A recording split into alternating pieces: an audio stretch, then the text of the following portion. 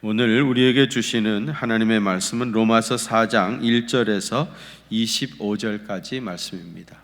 이 계시의 말씀을 통해서 하나님의 음성 들으시기를 바랍니다.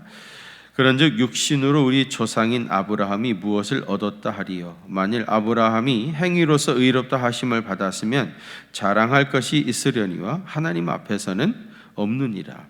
성경이 무엇을 말하느냐? 아브라함이 하나님을 믿음에 그것이 그에게 의로 여겨진 바 되었느니라.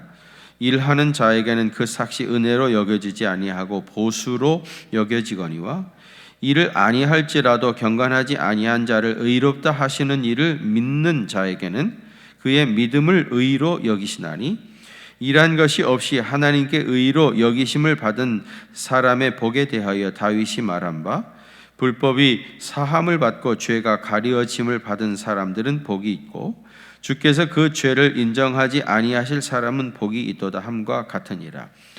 그런즉 이 복이 할례자에게냐 혹은 무할례자에게라도 무릇 우리가 말하기를 아브라함에게는 그 믿음이 의로 여겨졌다 하노라. 그런즉 그것이 어떻게 여겨졌느냐? 할례시냐 무할례시냐? 할례시가 아니요 무할례시니라. 그가 할례의 표를 받은 것은 무할례시의 믿음으로 된 의를 인친 것이니, 이는 무할례자로서 믿는 모든 자의 조상이 되어 그들도 의로 여기심을 얻게 하려 하심이라. 또한 할례자의 조상이 되었나니 곧 할례 받을 자에게뿐 아니라 우리 조상 아브라함이 무할례 시에 가졌던 믿음의 자취를 따르는 자들에게도 그러하니라. 아브라함이나 그 후손에게 세상의 상속자가 되리라고 하신 언약의 율법으로 말미암은 것이 아니요 오직 믿음의 의로 말미암은 것이니라. 만일 율법에 속한 자들이 상속자이면 믿음은 헛것이 되고 약속은 파기되었느니라. 율법은 진노를 이루게 하나니 율법이 없는 곳에는 범법도 없느니라. 그러므로 상속자가 되는 그것이 은혜에 속하기 위하여 믿음으로 되나니, 이는 그 약속을 그 모든 후손에게 굳게 하려 하심이라. 율법에 속한 자에게뿐 아니라 아브라함의 믿음에 속한 자에게도 그러하니 아브라함은 우리 모든 사람의 조상이라. 기록된 바 내가 너를 많은 민족의 조상으로 세웠다 하심과 같으니, 그가 믿은 바 하나님은 죽은 자를 살리시며 없는 것을 있는 것으로 부르시는 이시니라. 아브라함이 바랄 수 없는 중에 바라고 믿었으니 이는 내 후손이 이같으리라 하신 말씀대로 많은 민족의 조상이 되게 하려 하심이라.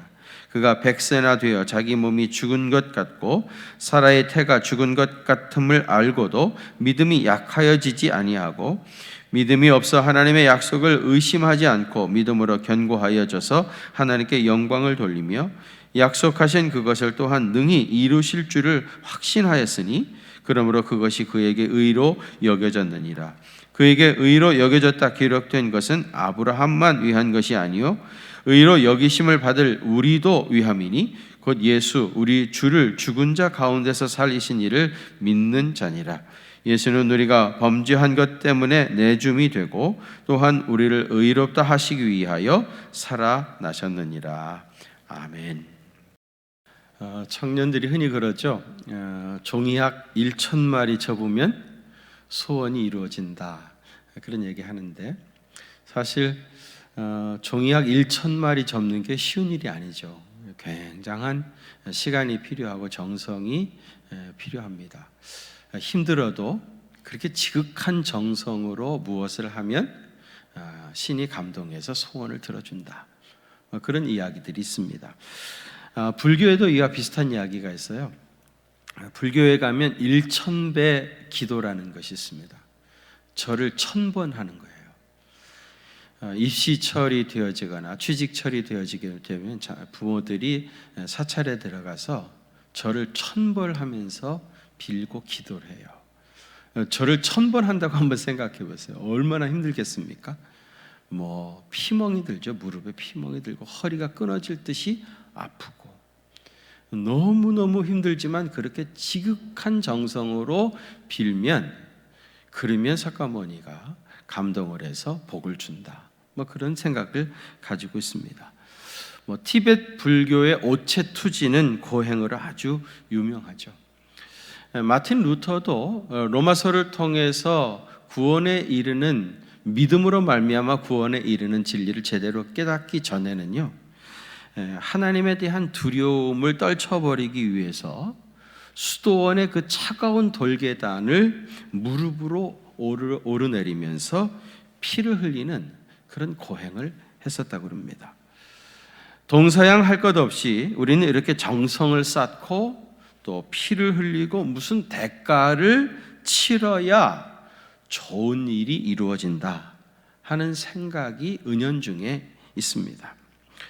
여러분, 광야에서 불평하던 이스라엘 백성들에게 불뱀이 와서 물었잖아요. 하나님 모세를 통해서 구리뱀을 만들어서 바라다 보면 낫는다, 그렇게 말씀하셨습니다. 여러분, 들려진 놋뱀을 바라다 보는 거, 이거 절대로 어려운 일이 아니죠. 너무 쉬운 일이죠. 1000배 기도나 오체 투지 같은 거하고 비교한다면 너무너무 쉬운 것이죠. 그런데 역설적으로 그것이 너무 쉬운 것이었기 때문에 이스라엘 백성들이 그것을 순종할 수 없었습니다.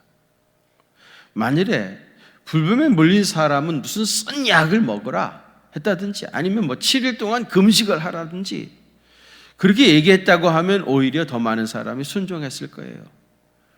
단순히 놋뱀을 바라다 보라, 너무 쉬운 것을 제시했기 때문에 그렇게 해가지고 어떻게 이 무서운 병이 낫겠느냐 해서 하나님의 신비를 체험하지 못한 사람이 많이 있었던 겁니다. 여러분, 구원에 이르는 믿음은 쉽지만 확실한 길입니다. 유대인들 가운데 그들 조상 중에 제일 자랑스러운 사람이 누구겠어요? 아브라함이죠. 우리는 아브라함의 후손이다, 그런 얘기를 하는데, 유대인들이 막연히 아브라함이 하나님께 부름을 받아 믿음의 조상이 되어진 이유를 그들은 이렇게 생각합니다. 아브라함은 본토와 친척 아비집을 떠나라고 하는 하나님 말씀에 순종했고, 심지어 자기 언약의 아들 이삭을 제물로 바치는 그런 순종을 했기 때문에 아브라함의 믿음의 조상이 되었다, 그렇게 생각을 하고 있습니다. 이렇게 생각하고 있던 유대인들에게 사도 바울은 오늘 본문 2절에서 이렇게 말합니다. 만일 아브라함이 행위로서 의롭다 하심을 받았으면 자랑할 것이 있으려니와 하나님 앞에서는 있다 없다? 없다는 거예요.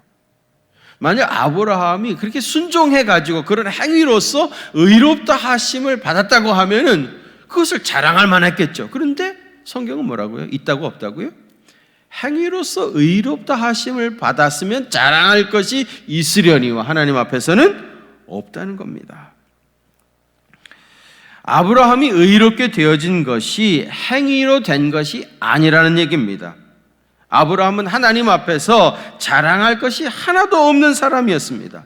사도 바울이 이렇게 말할 때 아마 거기 있던 유대인들이 우리 조상 아브라함을 모독하는 발언이라고 발끈 화를 냈을 겁니다. 사도 바울은 유대인들에게 그렇게 버럭 화만 내지 말고 차분히 한번 생각해 보라, 그러면서 설명을 해요. 3절 보시면은요, 유대인들이 잘 알고 있는 구약 성경을 원문 그대로 인용합니다. 하나님이 아브라함이 하나님을 믿음에 그것이 그에게 의로 여기신 바 되었다고 하지 아니하였느냐. 이건 창세기 15장 6절 말씀입니다. 유대인들이 너무나 잘 알고 있는 구약 성경을 원문 그대로 인용하라면서 여기 분명히 성경에서 뭐라고 말하고 있느냐? 아브라함이 하나님을 믿음에 그것이 그에게 의로 여겨진 바 되었다 하는 겁니다. 여러분, 엄밀하게 따지고 보면은요, 아브라함이 살았을 때에는요, 사실상 율법 그 자체가 없었어요. 율법은 모세가 시내산에서 받았죠. 모세는 연대로 얘기하면 주전 1200년경 인물입니다. 주전 1200년경 인물. 아브라함은요, 주전 1900년 인물입니다.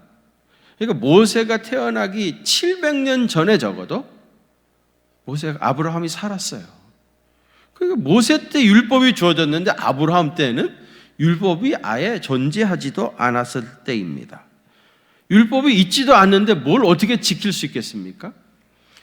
외경인 바록서에 보면 이런 말이 있어요. 그때에는 불문법이 그들 사이에서 알려져 있었고 아브라함은 직관과 예견으로 율법을 다 알고 있었다. 아브라함은 직관과 예견으로 율법을 다 알고 있었다는 거예요. 사실 그때까지 아직 율법이 없었지만 직관도 있었고 예견도 있었으니까 율법을 알고 있었다. 그런 얘기가 나오고요. 역시 외국인 집회서 44장 20절 21절에 보면 아브라함은 지존하신 분의 율법을 지켰다. 그래서 하나님과 언약을 맺게 되었으며 그리하여 하나님은 그에게 언약으로 약속하시기를 민족들이 그의 후손으로 인하여 축복을 받으리라 하셨다. 그렇게 되어 있습니다. 여러분, 외경의 이런 구절들은 아브라함이 선택을 받게 된 것은 그의 어떤 선한 행위 때문이라고 하는 것을 증거하고 있습니다만 이것은 분명히 아브라함을 미화하기 위한 억측에 불과합니다. 성경에는 분명히 뭐라고 말했습니까? 아브라함이 어떤 선한 행위 때문이 아니라 율법을 지켰기 때문이 아니라 아브라함이 하나님을 믿음에 그것이 그에게 의로 여기신 바 되었다. 그렇게 말하고 있습니다. 아브라함이 하나님의 부르심을 받았을 때 그가 살고 있던 곳은 여러분이 너무 잘 아시는 대로 갈대아 우르였습니다. 고대 메소포타미아 문명의 발생지 반열의 옥토지대였습니다. 갈대아는 고대 문명의 발생지였고요. 많은 사람들이 살았던 곳이고요. 또 우상 숭배가 만연했던 곳입니다. 아브라함의 집은요, 조상 대대로 당시 아주 유망 사업이었던 우상 제조업을 하고 있었습니다. 그곳에서 아브라함은 자기 아버지 데라와 함께 76살까지 살았습니다. 그는 분명히 그의 조상들에게 우상 만드는 기술을 전수받아가지고 수도 없이 많은 우상들을 만들었고 그것을 팔아먹고 살았습니다. 어쩌면 아브라함은 그 시대의 장인의 기술을 가지고 있었던 인간 문화재였을런지도 모릅니다. 시편 115편 8절에 보면 우상들을 만드는 자들과 그것을 의지하는 자들이 다 그와 같으리로다 그랬어요. 우상을 만들어 팔아먹는 사람이나 그거를 사다가 신이라고 절하는 사람이나 다 똑같다 그런 얘기입니다. 저는 개인적으로 확신하기로는 아브라함은 우상을 섬기지 않았을 것이라고 확신합니다. 왜냐하면 우상을 자기가 자기 손으로 직접 자기 공장에서 만들어서 그것을 팔아먹고 사는 사람이 자기가 만든 겁니다. 자기 손으로 자기 공장에서 만든 거예요. 그거를 신이라고 믿을 사람이 어디 있겠습니까? 물론 그는 사람들 앞에서는 우상을 아주 잘 섬기는 사람인 것처럼 행세했을 것입니다. 그러나 그것은 순전히 사업상 그런 것이었지 자기 손으로 만든 자기 공장에서 마음이 안 들으면 깨뜨려 버리고 했던 그 우상을 신이라고 어떻게 멀쩡한 정신 가진 사람이 우상을 숭배할 수 있었겠습니까? 저는 아브라함의 우상 상점을 묵상하다가 이런 상상이 됐습니다. 아브라함 우상 상점에 계속해서 단골로 오는 손님들이 있지 않았겠습니까? 그 중에 아이를 낳지 못하는 가정도 있었을 거예요. 이 사람이 아브라함에게 찾아와 가지고 나는 결혼한 지 오래돼서 됐는데 아이를 낳지 못하고 있습니다. 우리 가정에 아이가 좀 있었으면 참 좋겠는데 혹시 이 집에서 파는 우상 중에서 신들 중에서 아이 낳는데 도움이 되는 그런 신이 있겠습니까? 아브라함이 뭐라고 그랬겠어요? 있다 말고요. 우리 집에 없는 신이 있겠습니까? 얼마든지 있습니다. 그런데 가격이 좀 비싸서 흠이지만 이분이 가격이 무슨 문제이겠습니까? 아이만 낳을 수 있다고 하면 그게 문제이겠습니까? 정말 꼭 아이를 낳을 수 있는 신이 있으면 나에게 좀 주십시오. 아브라함이 창고에 가가지고 한쪽 캔에 쌓아놨던 우상을 하나 먼지를 털어가지고 들고 나오면서 틀림없으니까 이 신 모셔다가 잘 빌어보십시오. 그럼 애기 많이 날 겁니다. 그리고 비싼 값을 받고 그걸 팔았어요. 이 사람은 그거를 가슴에 안고 이제 금방이라도 아기가 날 것 같은 기쁨을 가지고 돌아갔겠죠. 돌아가는 그 뒷모습을 보고 아브라함이 무슨 생각이 들었겠어요? 속으로 뭐라고 했겠습니까? 아기 같은 소리 하고 있네. 만일에 그 신에다가 빌어가지고 아이를 낳을 수 있었다고 하면 나는 벌써 한타스 나가지고 축구팀 만들었을 거다. 그러지 않았겠습니까? 아브라함이 사실은 이런 사람이었습니다. 우상숭배가 만연한 이방 세계에서 살면서 먹고 살기 위해서 그렇고 그렇게 살아가던 그야말로 그 시대의 보통 사람이었습니다. 그런데 하나님께서 이런 아브라함을 택하셨고요, 그의 가슴에다가 믿음을 넣어주신 겁니다. 그리고 그를 믿음의 조상이 되게 하셨습니다. 아브라함이 믿음의 조상이 된 것은 전적으로 100% 하나님의 은혜였습니다. 그렇다면 하나님의 의로 여기셨다는 아브라함의 믿음은 구체적으로 무엇이었습니까? 그것이 오늘 우리 본문에 기록이 되어 있는데요. 그 첫 번째는 바랄 수 없는 중에 바라는 믿음입니다. 뭐라고요? 바랄 수 없는 중에 바라는 믿음. 아브라함이 85세쯤 되었을 때 어느 날이었습니다. 천사가 찾아와서 아브라함을 불렀어요. 그리고 아브라함의 손을 붙잡고 밖으로 데리고 나갔습니다. 하늘에 수많은 별들이 반짝이고 있었어요. 천사가 그러죠. 아브라함아, 저 하늘의 별들을 보라. 네 자손들이 그와 같을 것이다. 그런 약속의 말씀을 주셔요. 나이 85세 될 때까지 자식 하나 없던 노인에게 하늘의 별처럼 그 후손들이 많아지리라고 말씀하셨는데, 여러분, 그게 아브라함에게 믿어졌겠습니까? 현실성이 있는 이야기입니까? 아니, 상식적인 일입니까? 그런데 아브라함은 그것을 믿었다는 겁니다. 히브리서에서 믿음을 정의할 때도요, 믿음은 바라는 것들의 실상이라고 했습니다. 믿음은 도저히 기대할 수 없는 상황에서도 기대하는 것, 그게 믿음입니다.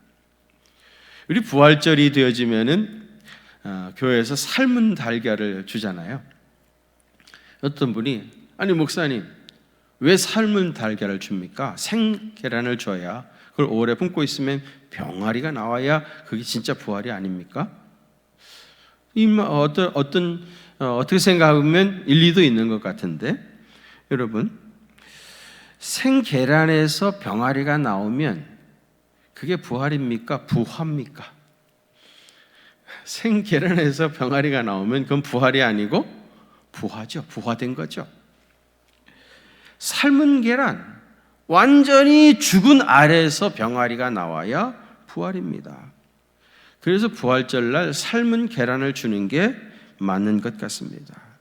삶은 계란과 같이 도저히 바랄 수 없는 상황에서, 가능성이 0%인 상황에서 그래도 하나님께서 하시면, 하나님께서 역사하시면 놀라운 일이 얼마든지 일어날 수 있다 믿는 것이 그게 믿음이에요.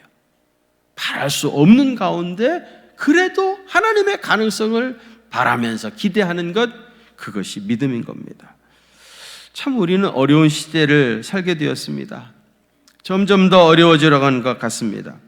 우리에게 어느 권사님께서 강남 고속터미널 지하 상가에 다녀오셔가지고 가보니까 문 닫은 상점이 반이나 되더라, 그런 얘기를 하셨습니다.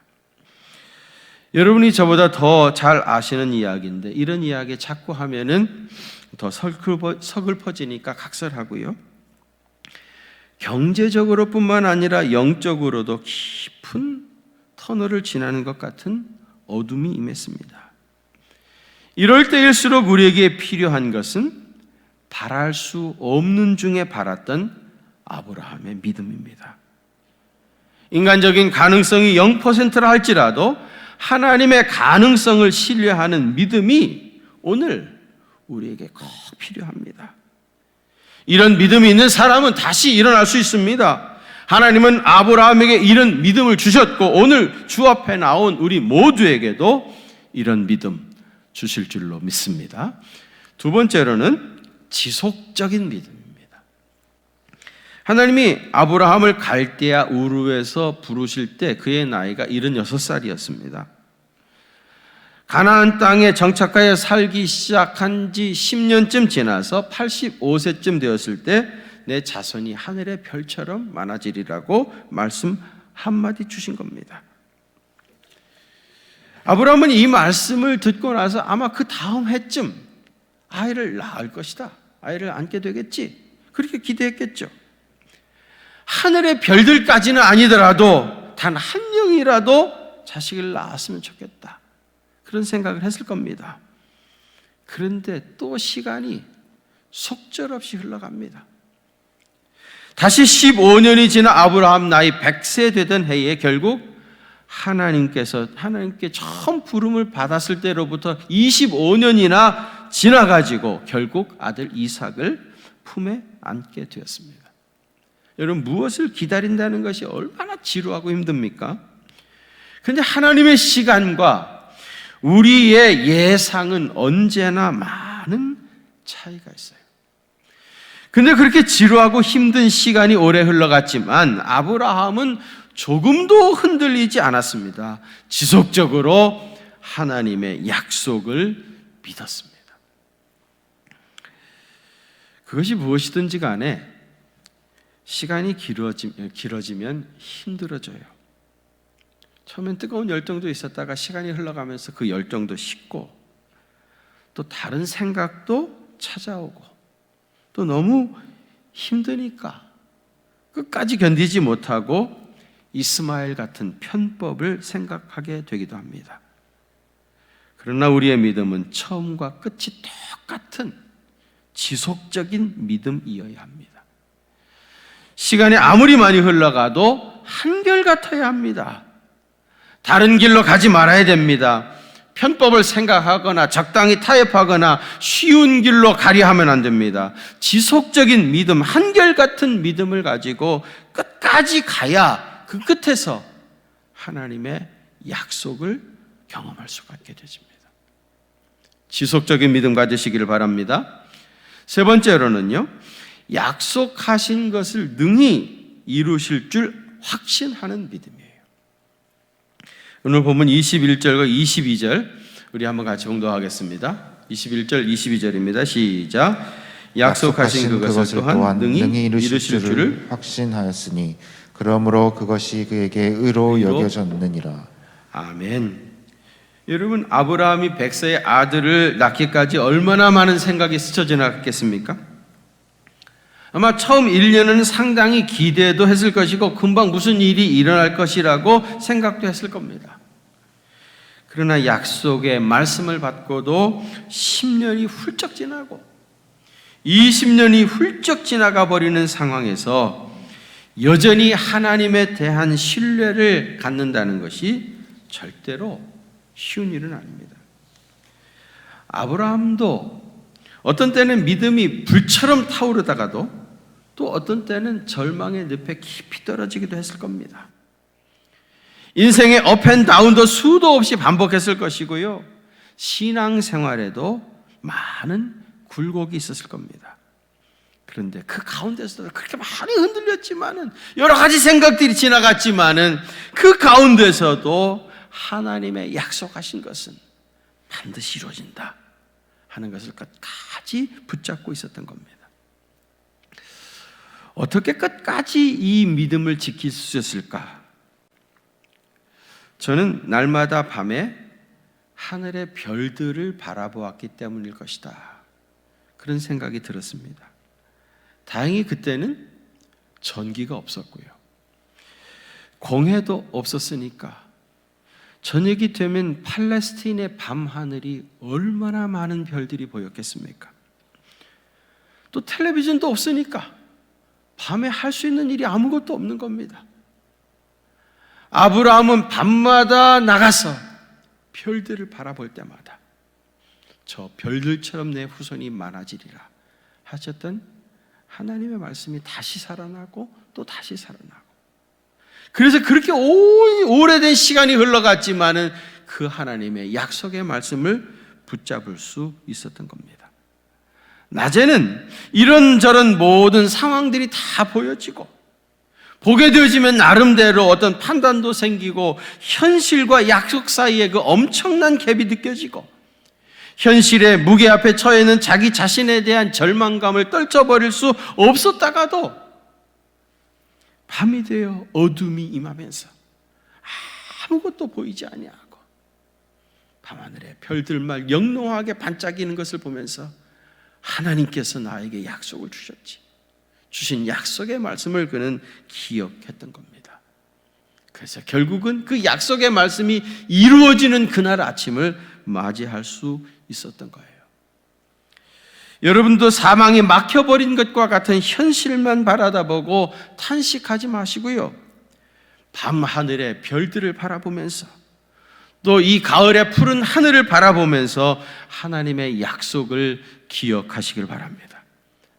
아브라함은 적어도 20여 년 이상 이 믿음 가지고 버티고 견디다가 결국은 아들을 그 품에 안았습니다. 그리고 뭐라고 했겠습니까?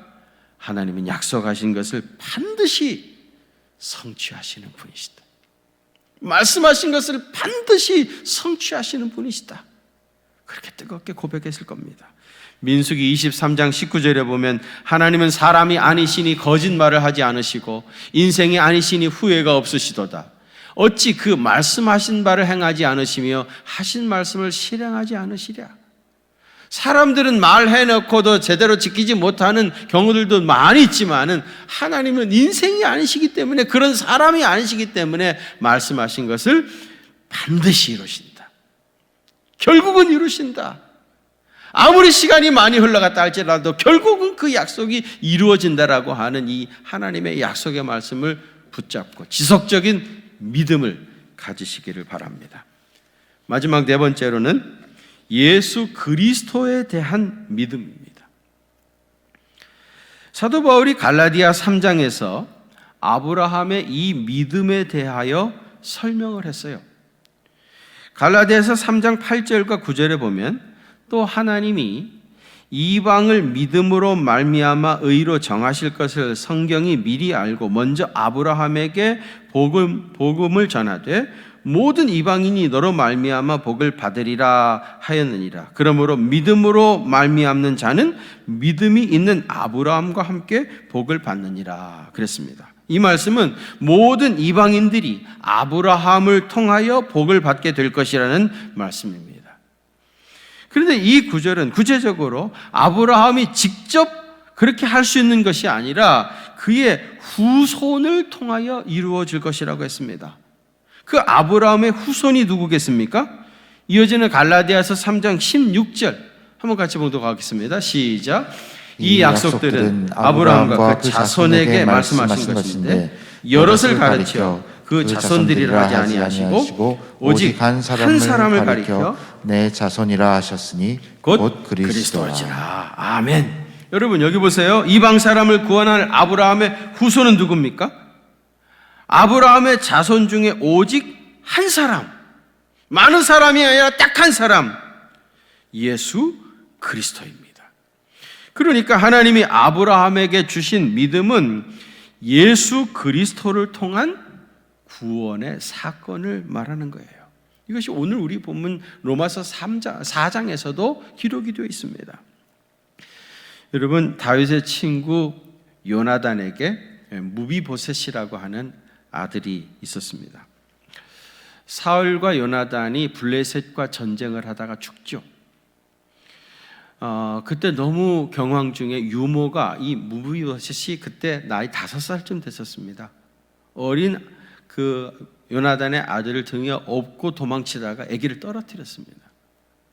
그래가지고 다리를 심하게 다쳤는데 워낙 경황 중이니까 이 아이를 제대로 치료를 하지 못했어요. 그래서 요나단의 아들 무비보셋이 다리를 쩔뚝거리면서 두 다리를 쩔뚝거리며 평생 불구자로 살았습니다. 그러다가 그가 청년이 되었어요. 다윗이 요나단의 아들을 찾았을 때 다윗의 신하 시바가 이런 얘기해요. 요나단의 아들이 하나 있기는 한데 절뚝발이입니다. 그런 얘기를 해요. 이 말은 약간 부정적인 의미를 함축하고 있는 거예요. 요나단의 아들 하나가 살아 있습니다. 무비보셋이라는 아들이지만 그는 절뚝발이 있기 때문에, 장애인이기 때문에 왕궁에 데려오기에는 부적절합니다. 그를 왕궁에 들일 수는 없습니다. 옛날 왕 앞에는 장애인이나 상처를 입은 사람을 데려올 수 없었거든요. 이 말을 듣고 여러분 같았으면 뭐라고 되물었겠습니까? 다리를 얼마나 저는데 그렇게 묻지 않았겠습니까? 그러나 다윗은 그가 어떤 장애를 가지고 있는지 그걸 전혀 문제시 삼지 않았어요. 즉시 그가 어디 있느냐, 당장 가서 데려오겠다는 겁니다. 아마 시바는 다윗의 이런 돌발적인 행동에 깜짝 놀랐을 겁니다. 어디 있냐고 물으니까 로드발 암미엘의 아들 마길의 집에 있습니다. 그렇게 대답해요. 이 로드발이라고 하는 말은 뭐냐면 황무지라는 겁니다. 황무지. 도저히 사람이 살 수 없는 황량한 땅. 그곳에 이 아이가 장애를 가지고 버려진 땅에서 그렇게 외롭게, 가난하게, 불쌍하게 살고 있었던 겁니다. 다윗은 주저하지 아니하고 사람을 보내가지고 이 무비보셋을 데려오라고 했어요. 무슨 영문인지도 몰랐던 무비보셋은 다윗 앞에 설 때 굉장히 두려웠을 것입니다. 5살 때 다리를 다친 후 고아로서 지금까지 가난하고 초라하게 살았습니다. 게다가 자기 할아버지 대를 이어서 왕이 된 다윗 앞에 자기 자신의 그 초라한 모습을 보이고 싶지도 않았을 겁니다. 두려움과 부끄러움에 떨고 있던 무비보셋에게 다윗은 말합니다. 네 아비 요나단을 인하여 내게 은총을 베풀리라. 내가 내 조부 사울의 밭을 다 내게 돌려주겠고 또 너는 항상 내 상에서 먹을 것이니라. 그렇게 말합니다. 왕의 상에서 같이 먹는다 하는 말은 뭡니까? 자기 아들과 똑같이 받아들이겠다는 거예요. 내 아들로 대우하겠다는 겁니다. 여러분 한번 상상해 보십시오. 왕을 위한 식탁이 준비되었습니다. 얼마나 화려했겠습니까? 가운데 다윗 왕이 상하 의자에 쫙 앉아 있고요. 그 옆에는 다윗의 아들 장남 압살롬이 긴 머리채를 하고 거기에 앉아 있고요. 그리고 저쪽에는 솔로몬, 그 지혜로운 아들 솔로몬이 있고요. 다윗의 아들들이 쭉 앉아 있습니다. 다윗은 자기 아들들에게 쩔뚝쩔뚝 걸어 들어오는 무비보셋을 소개하면서 이는 내 친구 요나단의 아들이지만은 너희와 똑같은 내 아들이라며 요나단에게 자리를 마련해서 앉게 합니다.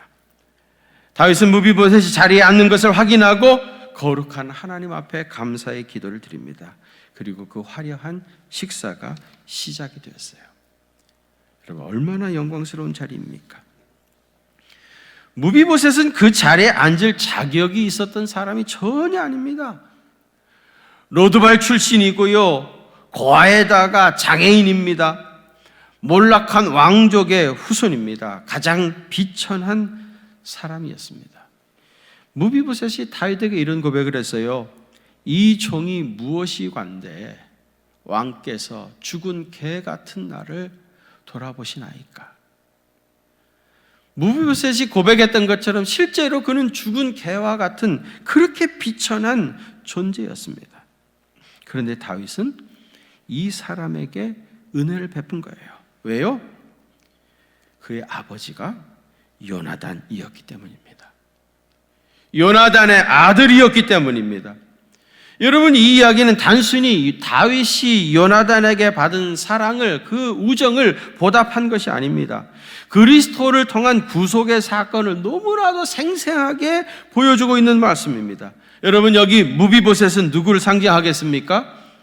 비천하기 그지없는 나와 여러분들입니다. 하나님의 은혜가 없이는 도저히 살 수 없는 로드발과 같은 황무지에 버려진 나와 여러분들이 무비보셋과 같은 사람입니다. 그럼 다윗 왕은 누구겠습니까? 하나님의 아버지를 상징합니다. 요나단 때문에 다윗이 무비보셋에게 은혜를 베풀었다고 했는데, 그럼 요나단은 누구를 말하겠습니까? 예수 그리스도, 우리 주님입니다. 무비보셋이 왕의 상에서 먹게 되었다고 했는데, 그것은 예수님 때문에 우리가 하나님의 아들이 되어서 천상의 잔치자리에 참여하게 되는 것을 의미합니다.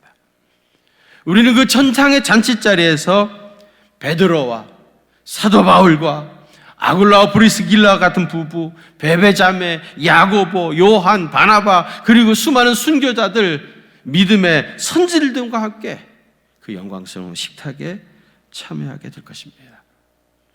여러분 한번 생각해 보십시오.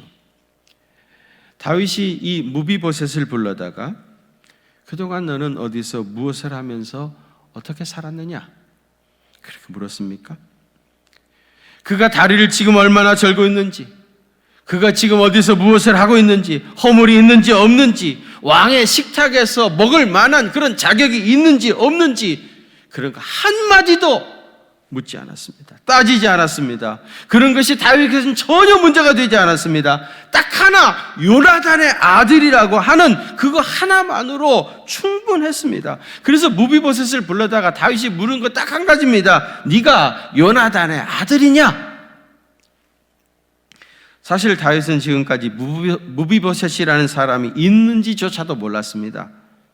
그런데 그가 요나단의 아들이라고 하니까 그거를 자기 아들처럼 여긴 겁니다. 우리가 구원받고 하나님의 자녀가 된 것도 예수님의 이름 때문입니다. 다른 아무 이유가 없습니다. 예수님의 이름 그 하나만으로 충분합니다. 더 이상 아무것도 필요하지 않습니다. 이 한 가지 사실만으로 우리는 이미 하나님의 자녀가 되었고 하나님 나라 그 영광스러운 식탁에 참여할 수 있는 당당한 자격을 갖게 된 겁니다. 하나님이 의로 여기셨다고 하는 아브라함의 믿음은 구체적으로 무엇입니까? 첫째는 바랄 수 없는 가운데 바라는 믿음이라고 했습니다. 두 번째는 지속적인 믿음, 끝까지 흔들리지 않는 믿음. 세 번째는 약속하신 것을 능히 이루실 줄 확신하는 믿음이라고 그랬고요. 마지막 네 번째는 예수 그리스도에 대한 믿음이라고 했습니다. 아브라함과 같이 이런 믿음으로 하나님의 자녀가 되어지는 놀라운 구속의 은혜와 감격이 날마다 새로워지게 되시기를 주님의 이름으로 축원합니다. 기도하겠습니다. 하나님, 우리는 정말 요나단의 아들 무비보셋과 같이 죽은 개와 같은 존재입니다. 정말 보잘것없는 사람들이고 일순간이라도 하나님의 은혜가 없이는 살 수 없는 버려진 사람들이었습니다. 변두리의 주변 인물이었습니다. 그런데 하나님께서 우리를 불쌍히 여겨주셔서 하나님의 자녀 삼아주시고 하나님 나라의 그 영광스러운 식탁에 참여할 수 있는 놀라운 특권을 주시고 게다가 우리에게 귀한 직분까지 맡겨주셔서 주님의 집, 주님의 나라를 위해서 또 이 땅의 모든 사람들을 섬기며 봉사하며 살 수 있는 귀한 사명까지 허락하셔서 우리를 사용하여 주시니 감사를 드립니다. 예수를 믿는 믿음 안에서 얻게 되어진 이 놀라운 구속의 은총이 날마다 새로워지게 하여 주시고 그 벅찬 감격을 가지고 주님을 더욱 잘 섬겨가는 믿음의 사람 다 되시게 하여 주옵소서. 이제는 우리 구주 예수 그리스도의 그 크신 은혜와 하나님 우리 아버지의 무한하신 사랑하심과 성령님의 위로하심과 교통하심이 우리 경기중앙교회 사랑하는 성도들과 또 저들의 가정과 그 생업의 현장들을 위해 또 우리 조국 대한민국과 또 북녘 땅에 있는 내 동포들과 또 전 세계 모든 나라와 그 백성들 위해 이제로부터 영원토록 함께 계시옵기를 간절히 축원하옵나이다. 아멘.